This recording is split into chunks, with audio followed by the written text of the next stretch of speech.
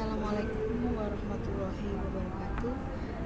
Pada hari ini saya akan membahas terkait sistematik literatur review, yang dimana kalian nanti UASnya adalah membuat laporan seperti ini, yaitu laporan sistematik literatur review berupa artikel yang harus disubmit pada salah satu jurnal. Jadi kalau kalian tidak submit, maka nilainya akan berbeda seperti itu. Nah, pada artikel ini saya membahas terkait analisis dari pemanfaatan cloud computing pada UMKM. Ya, ini dulu saya menyusun ini ketika saya membimbing WIS ya. Nah, ini contohnya, tapi ini belum terbit, masih dalam proses. Waktu pertama ketika mau terbit di jurnal Pilar ini ternyata menunggu lama, udah 2 bulan 3 bulan. Akhirnya saya pindahkan ke salah satu jurnal internasional dan sekarang sedang proses review. Tapi nggak apa-apa, kalian ini bisa menjadi contoh. Nah, ini judulnya adalah analisis pemanfaatan cloud computing pada UMKM, systematic review. Nah, pada abstrak ini ya, tentu di sini ada yang namanya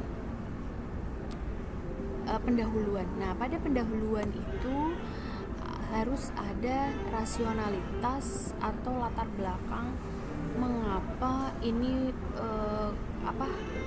mengapa cloud computing ini penting dan berperan untuk apa cloud computing itu pada era digital sekarang ini, misalkan pada perusahaan, pada apa. Nah, ini berupa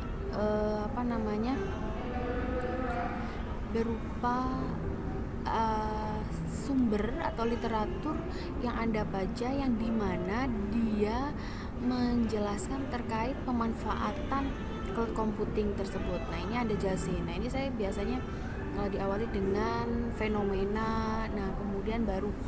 Nah, ini pada pasar ekonomi yang secara dinamis berkembang, untuk pelaku usaha untuk terus kreatif dan berinovasi untuk tetap mempertahankan usahanya.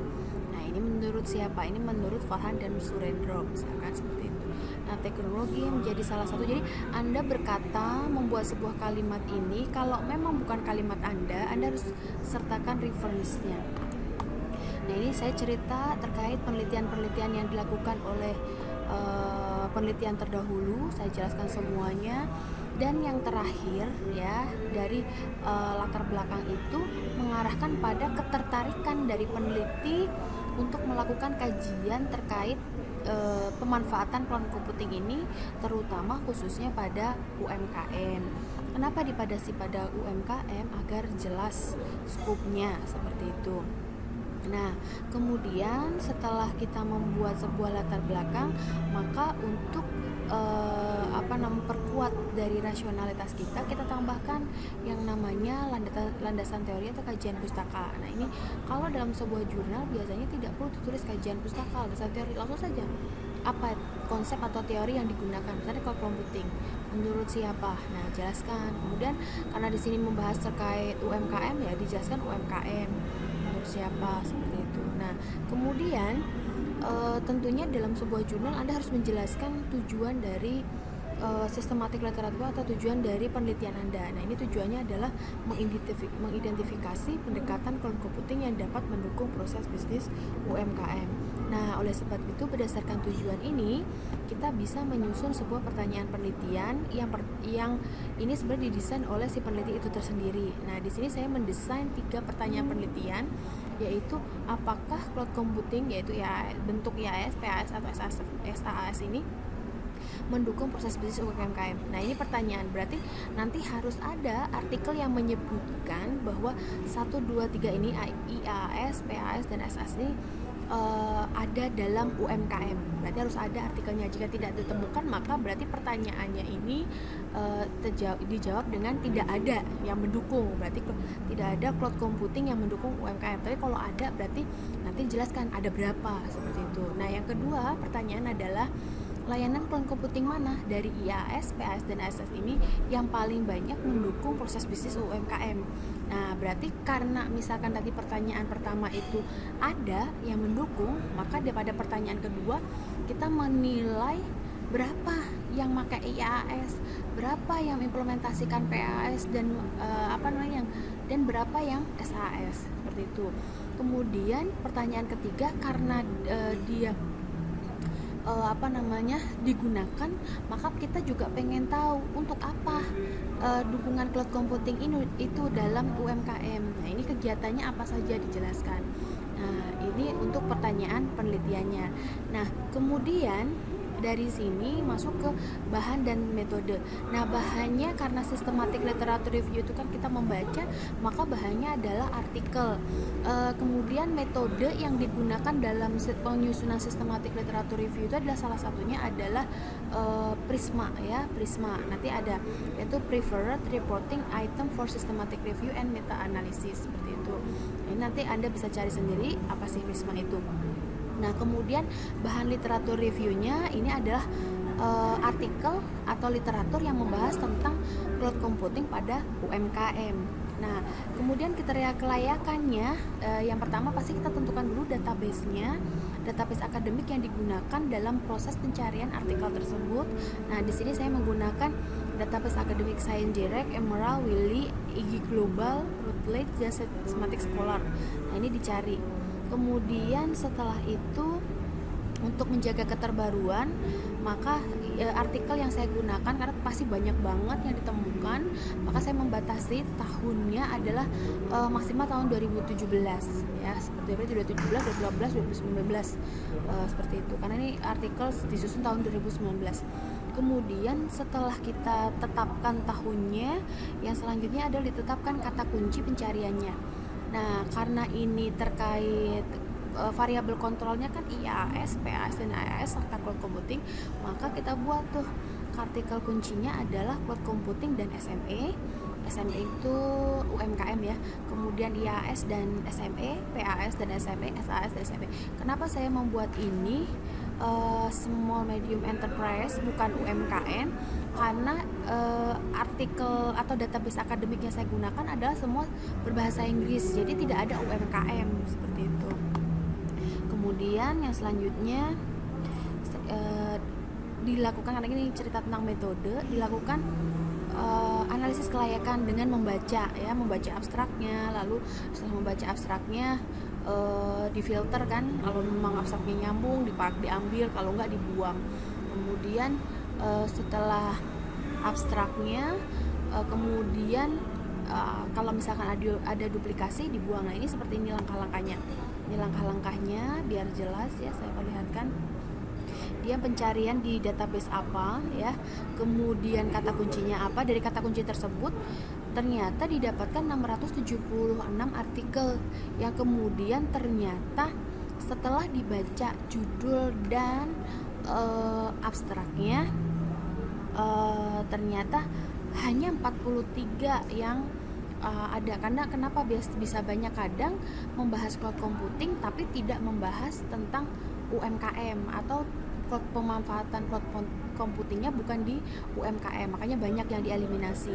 Dari 43 ini kemudian dilihat ternyata ada duplikasi, yaitu sebanyak 9 ya, karena kan bisa jadi satu artikel itu diindeks di beberapa indeks ya, maka kalau yang ada yang duplikasi harus dihilangkan, dieliminasi. Tinggal 34. Nah, ini berdasarkan disaring itu berdasarkan isinya. Nah, dari isinya itu ternyata hanya ada 12 yang sesuai, yang 22 eliminasi seperti itu. Nah, kemudian ketika sudah dibaca ya, kalian kan kemarin saya suruh buat Excel-nya ya. Nah, ketika sudah dibaca, maka yang selanjutnya adalah dijawab itu pertanyaannya. Yang pertama, apakah ada cloud computing yang mendukung UMKM? Oh, ternyata ada. Cloud computing apa? Nah, ini ada 12 artikel. Nah, artikel pertama ternyata bicara tentang IAS, PAS, dan SS. Ternyata ini memang mendukung UMKM. Digunakan untuk apa? Mendukung proses operasional yang ada di perusahaan. Nah, artikel yang kedua ternyata dia hanya membahas SAS, sama ternyata digunakan untuk mendukung operasional. Nah, yang artikel ketiga dia hanya PAAS yang digunakan. Nah, ini digunakan untuk pengembangan PAAS semantik model seperti itu. Jadi dibaca. Nah, dari sini terlihat bahwa ternyata memang ada cloud computing yang mendukung UMKM seperti itu. Nah, kemudian untuk menjawab pertanyaan kedua, yaitu mana yang paling banyak mendukung UMKM dari variabel kontrol tadi, IAS, PAS, dan SAS. Ternyata adalah SAS seperti itu.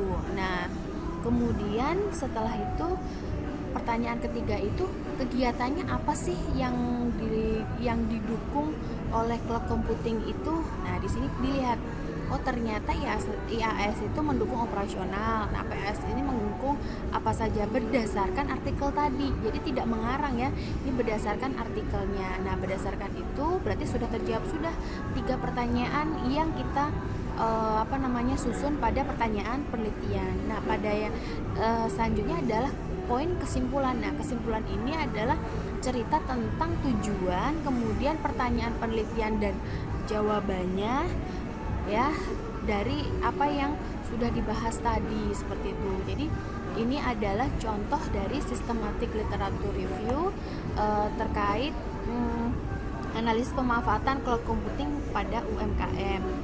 Nah, kemudian di sini kita buat juga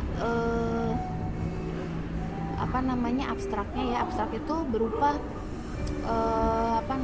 ringkasan dari apa yang ada dari artikel kita ya. Nah, ini ada fenomenanya, kemudian harus ada tujuannya ya, kemudian variabelnya apa saja ya, kemudian tujuan dari penelitian, terus metodenya apa dan hasilnya apa. Jadi secara garis besar saja seperti itu. Itu untuk analisis pemanfaatan cloud computing. Nanti ini akan saya tautkan di e-learning, jadi Anda bisa membaca lalu menyusun dari apa yang sedang Anda lakukan ya. Sekarang kan sedang membaca artikel ya, jadi dibuat seperti itu. Itu untuk pertemuan kali ini, jadi tolong dibuat, nanti setelah dibuat dikirim ke saya. Sebuah artikel jurnal itu minimal 5 halaman ya, minimal 5 halaman ya. Kalau cuma satu atau 2 halaman salah. Kemudian minimal dari sumbernya, daftar pustakanya dalam sebuah jurnal itu adalah 8. Jadi kalau Anda cuma 1, 2 itu saya salahin.